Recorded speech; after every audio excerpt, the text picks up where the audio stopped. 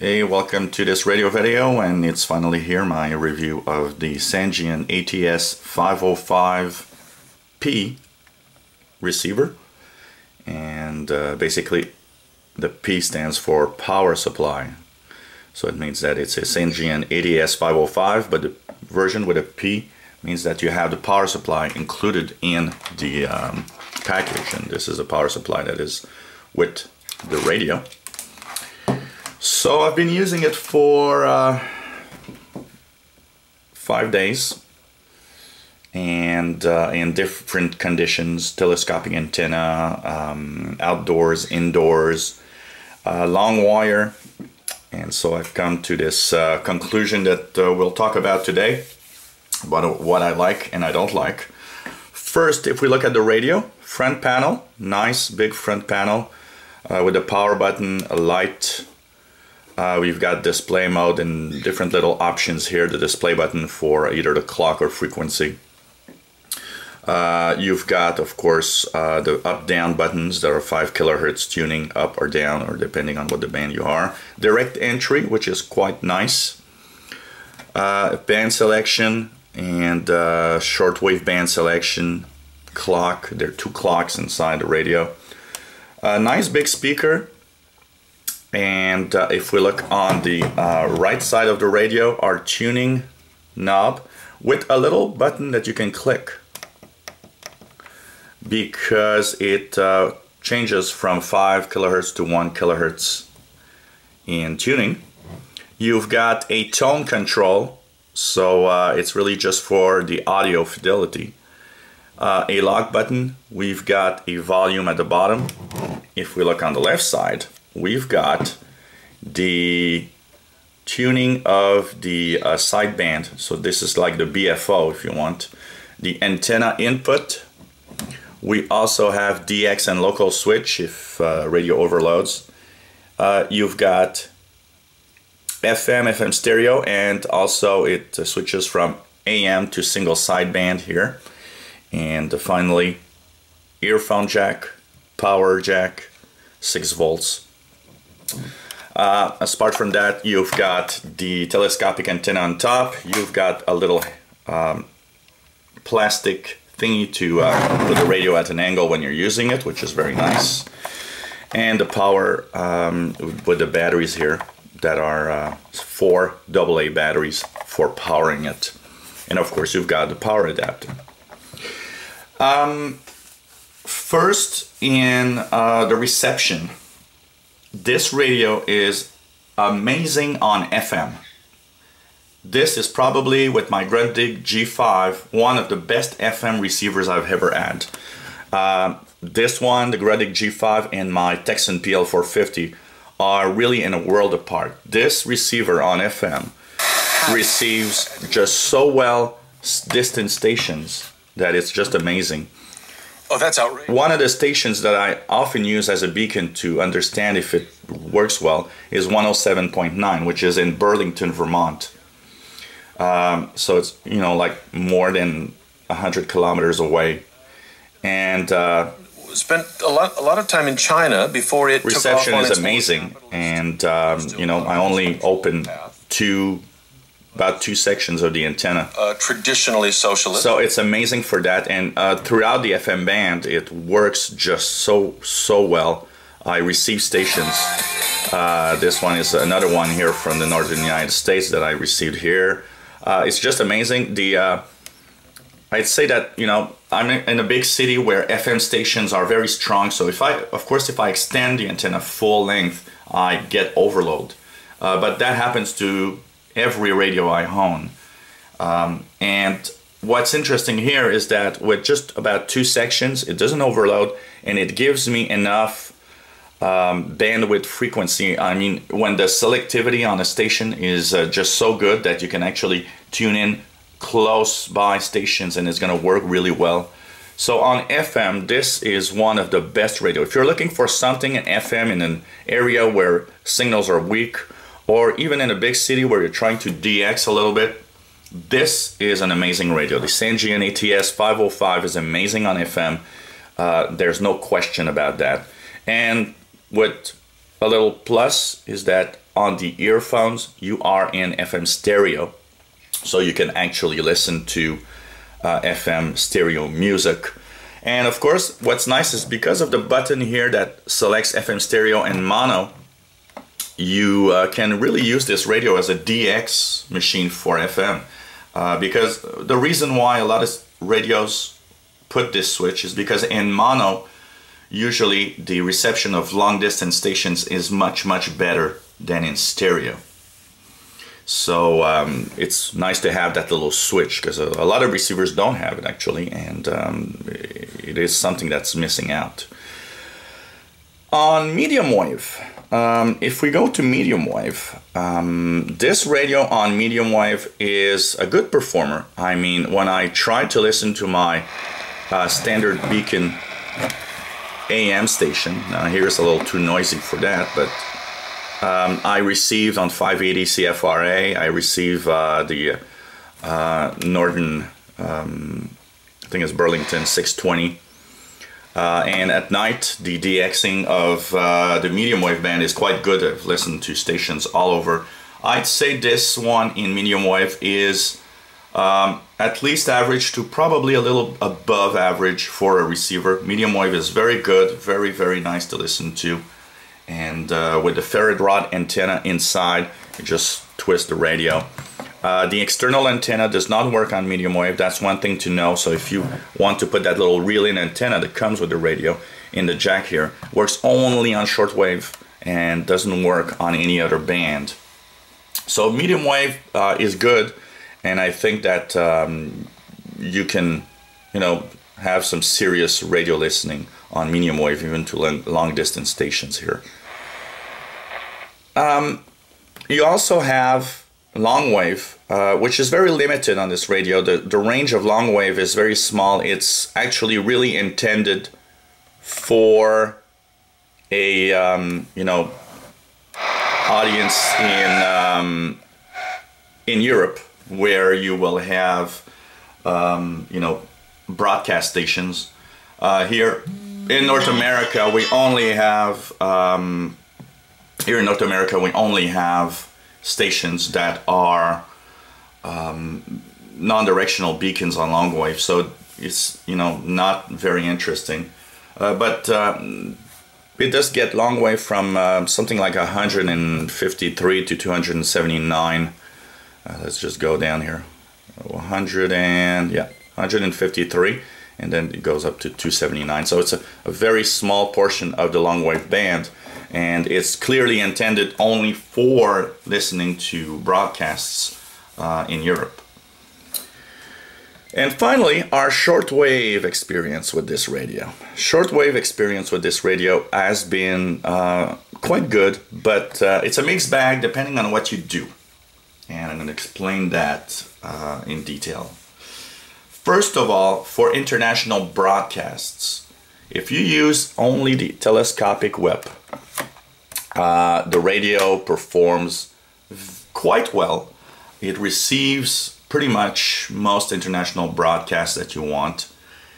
It's not as sensitive as other receivers. And one example, one day I did some listening for a few hours, and I compared the reception with my Degen DE1103 and also my Grundig G5, that are both very good shortwave receivers.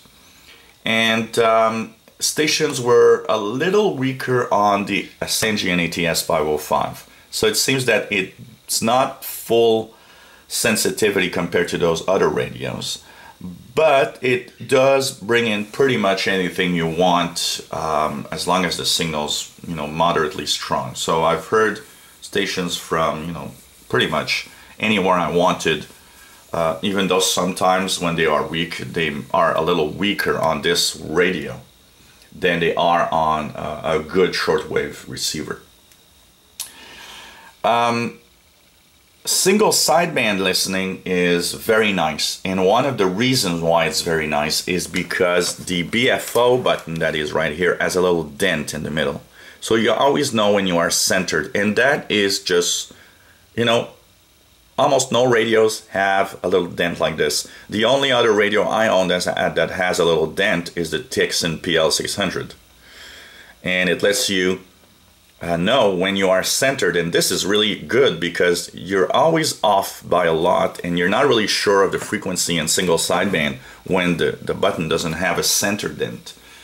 Now this one, at least with the center, you pretty much know that your single sideband signal you're listening to is really on that frequency, and that's good for that. And it's easy to tune single sideband signals. It's really a pleasure on the Sangean ATS 505. Now that said, there are two little things and two little quirks that are the problem of this radio on sideband. One is that the reception of single sideband signals work with the fact that the radio itself actually creates a little carrier or a signal to make the single sideband audible. And this receiver has a little problem. The signal is a little wobbly. Not a lot, but when you listen to voice, for example, you notice that there's like a trembling in the voice. And that wherever you're listening in single sideband, you notice that there's this little trembling. Just like, it's like the fact that this receiver is actually not totally stable on its carrier. But it's not enough to, make single sideband signals not audible. They still work well, and it's still very good to listen to. It's just that it is a little wobbly, and you notice right away that there's a little something in the signal, but it still works very well. So that is one of the little quirks, but it's not, like I said, it's really minor, and it doesn't change the fact that you listen to single sideband signals and you hear and understand the voice very well. But if you look at a few of my videos when I listen to ham radio operators, listen carefully at the audio, and you'll notice that there's like a little wobbling inside the audio when people talk in sideband on the ham radio operators, for example, that I've tuned. One of the problems, but this is common to a lot of radios, is the single sideband, when they are very loud, tend to distort on the radio. So when you're receiving, for example, a very strong amateur radio operator, or a single sideband that is actually quite strong at your location, there is some distortion present on the audio. So that is probably more annoying than the little wobbling, or else on signals that are weaker, it actually works quite well and is quite nice. Again, because the fact that the radio is not top sensitivity, it's a little more difficult to listen to weak single sideband signals, because if I compare the single sideband reception once again with, for example, my Grundig G5, you see that this one is not totally up to par with the Grundig G5. One major problem with this radio comes when you use an outdoor or a long wire antenna. And you can use the one that comes with the radio in the jack. I've used it also clipped to the antenna. It doesn't change anything. One or the other reacts the same. When there are extremely strong signals near to you or on a band, you hear them everywhere on the radio, and that is a problem. And one of the videos where I actually had this problem was on the DXpedition that I did this week. You can see one of the videos where I show you the problem in overloading of the receiver. And actually it's a ham radio operator that was just so strong that it overloaded the receiver everywhere, and I give you a great demonstration. But that happens only when you have a long wire. It never happened, and I never had a problem using only the telescopic whip that comes with the radio itself. So the Sangean ATS 505 is a very bad choice if you're thinking of hooking it up to a long wire antenna. It's not a good receiver for that. It simply overloads too easily to be helpful. Also, I've noticed that most of the time when you put a long wire antenna on it, it actually is less sensitive than it is with the telescopic. And that is probably due to overloading of the circuits.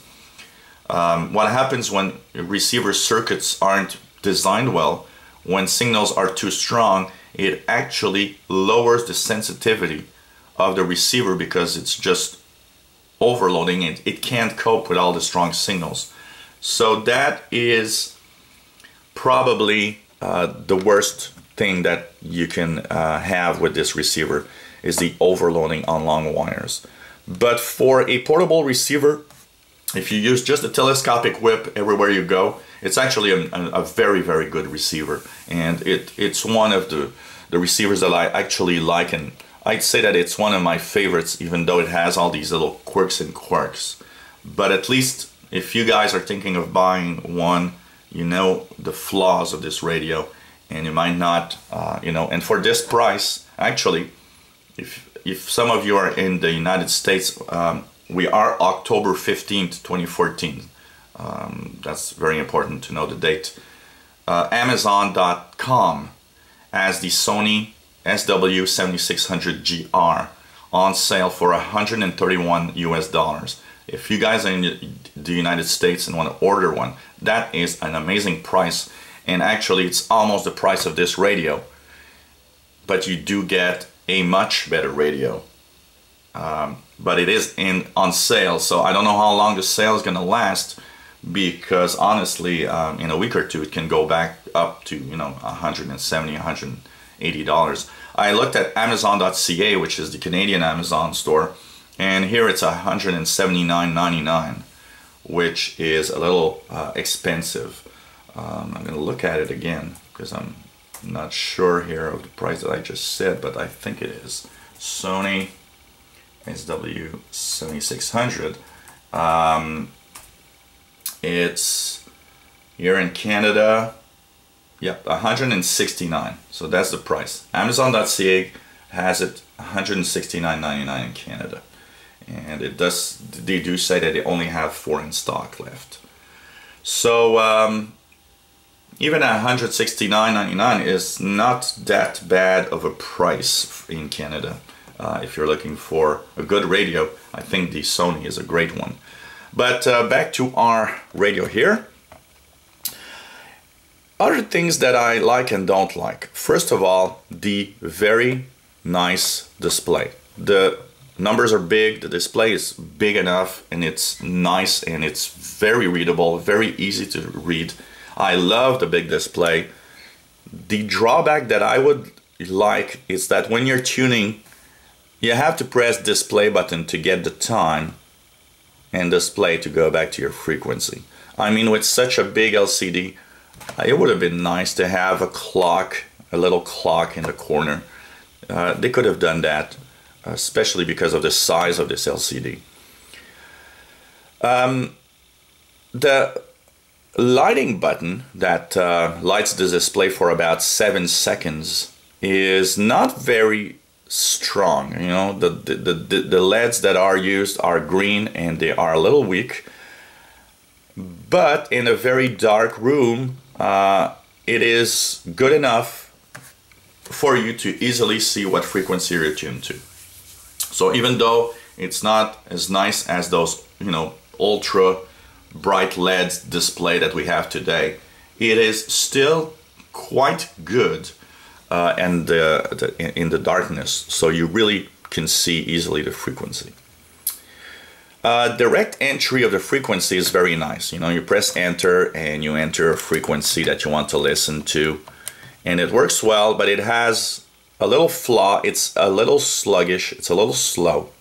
So when you tune, the first thing, I'm used to the radios that react real fast, so I started entering frequencies, and if you're just a little too fast, what happens is that the radio is not going to respond necessarily to the speed that you're tuning to.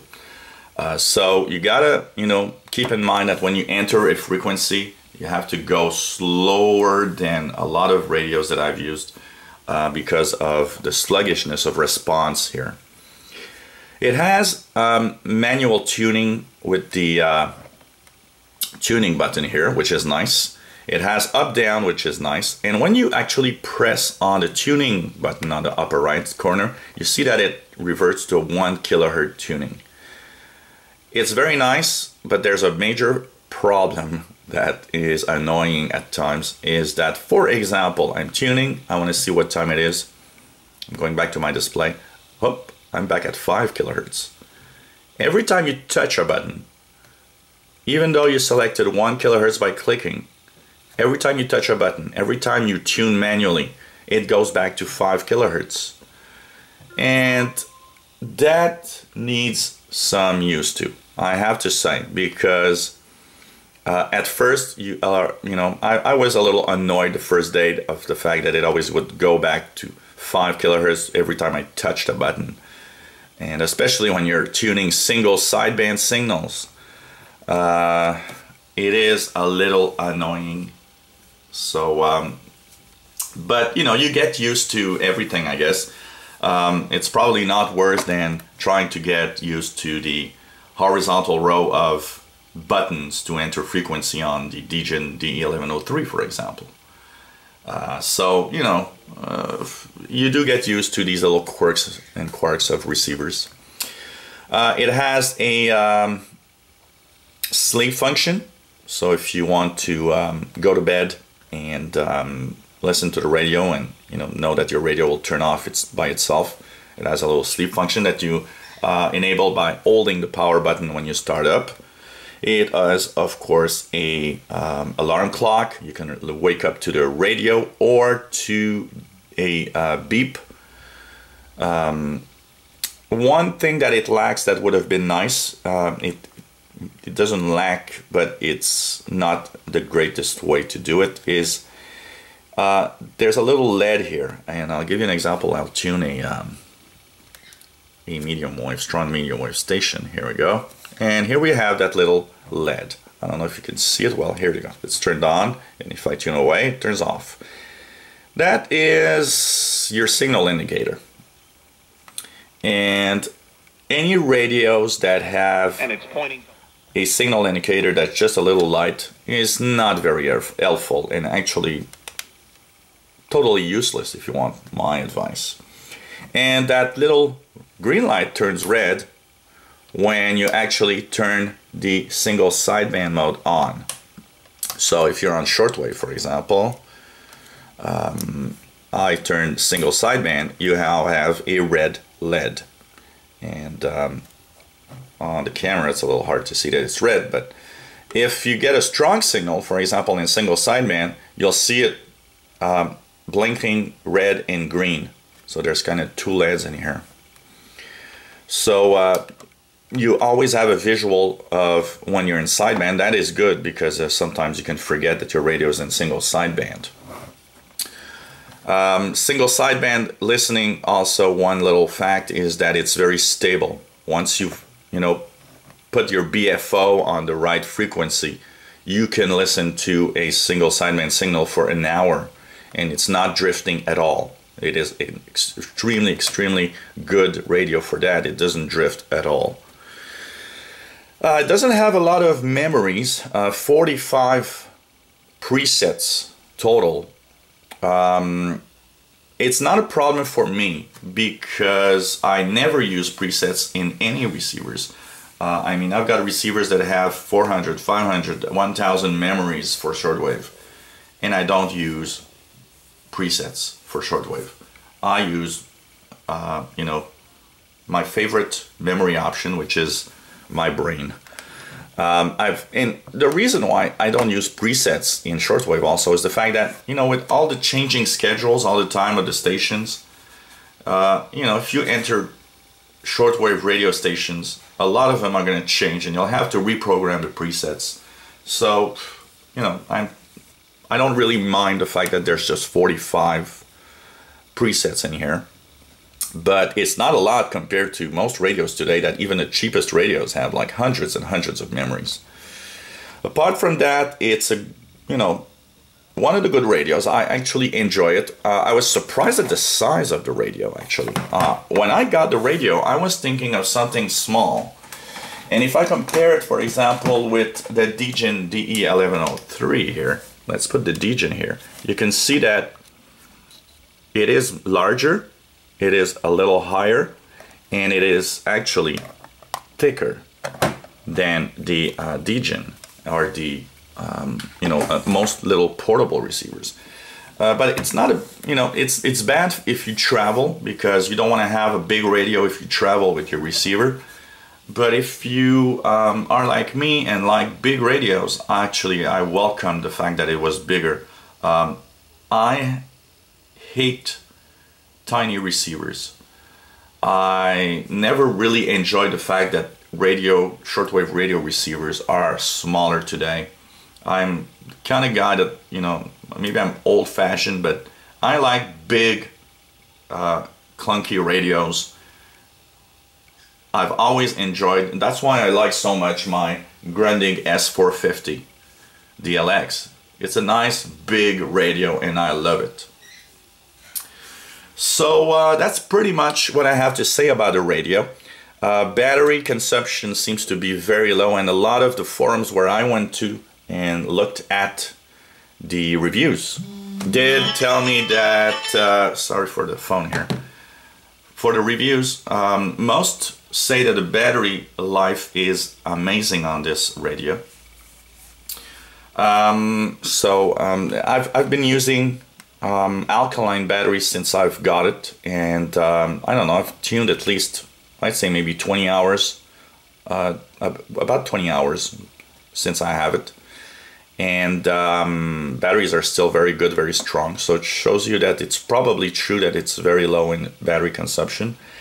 Sound quality is okay, but I've heard better radios. There's a big front speaker, and I would expect to have even better audio than it actually has. On FM it's good, but on shortwave there's kind of a lack of frequency response. It's a little muffled, like too bassy, and it really doesn't help the radio listening experience. So it's not the best that I've seen, but it's not the worst. You know, I mean, the Texan PL600 is worse than this, no questions. But it could be better with such a big speaker. And apart from that, it's actually one of the radios that I enjoy. I enjoyed using it in the past few days, and it will be one of the radios that I will often use to listen to shortwave broadcasts. It's still a good radio. I paid $120 at Radio World and got it in 24 hours, even a little less. It was just amazing. They shipped it and I got it the next day. It was very fast. And so if I compare it to other receivers, of course, my Degen DE1103 or my Grundig G5 receiver are better performers. And if I, you know, really want to DX and have a good receiver with me, well, that's probably not the one that I'll bring with me, because of the fact that a long wire really overloads it. It overloads all my portables, but it overloads this one worse than the other portables that I've used. But there's a compromise you can do. You know, if you don't put the long wire too long, you can actually help the receiver get better reception. But if you know, you won't put a 50 feet wire on this radio, it's just gonna be crap listening. But overall, I still love my Sangean ATS 505, and I'm happy to own this radio. It's still a nice little receiver. The plastic finish Although at first looks a little plasticky, cheap, is actually nice and good. And I've seen a lot of reports of people saying that they've really, you know, were hard on this receiver and dropped it and so on, and the radio just keeps sticking, and it can really take a beating. So of course I haven't tried that. The buttons do click quite well, and there's kind of a feel of the buttons that look, even though if they are plastic, look a little more quality than other receivers I've used. The tuning button feels really, really nice. The clicking on the 1 kilohertz looks also quite nice. So I think we have a nice little receiver here. So the verdict, it's a good receiver, but it's a good receiver only if you use it with a telescopic antenna. And no reel-in antenna, no long wire antenna, unless you are maybe in a period of the day where there's not a lot of signals. Then yes, it can be helpful. But for example, in the evening here, where there's a lot of strong signals from China and so on, I don't clip a long wire on this because it just makes things worse. So I hope you enjoyed this look at the Sangean ATS 505. This is the P version because it comes with a power supply, which is nice. Comes also with a nice little carrying case that I've used a lot, and it comes with earbuds that are of okay quality but could be better. I've actually tried my iPhone earbuds, and they do give me better audio than the earbuds that come with the radio. But this is typical. I've never had a shortwave radio that came with good earphones, so that's something that is quite usual on that. So I hope you enjoyed the review. Hope you now know that you can consider or not this radio. But of course, for the price, you have better choices out there. Like I said, these ICF SW7600GR from Sony is $131 at Amazon.com. That's a really good price. And it matches the price of this receiver, but it's much better. If you're looking for something in this price range, that's Sony, or a Degen D1103, a Texan PL660. These are in the price range of this radio and are better performers for shortwave listening. That said, this receiver is amazing on FM, and I'm still I think this is probably going to be, with my Grundig G5, one of the receivers that I use when I want to tune weak FM signals. It's just so amazing. If shortwave would be as good as the FM portion, wow, this would be amazing radio. One last thing about the radio is that it's, you know, long in the tooth. This receiver has been sold by Sangean since something like 1997 or something like that. So you know, it's a receiver that's been sold for more than 15 years. So I did look at the schematic of the receiver. One thing that I've seen with the schematic of the receiver is that they had a revision in 2007. The schematic that I have has a revision dated 2007. So they did a few minor adjustments probably, or changed something inside the radio, maybe to have it you know, cost less or something like that. So that was the Sangean ATS 505P. Hope you enjoyed the review, and 73s.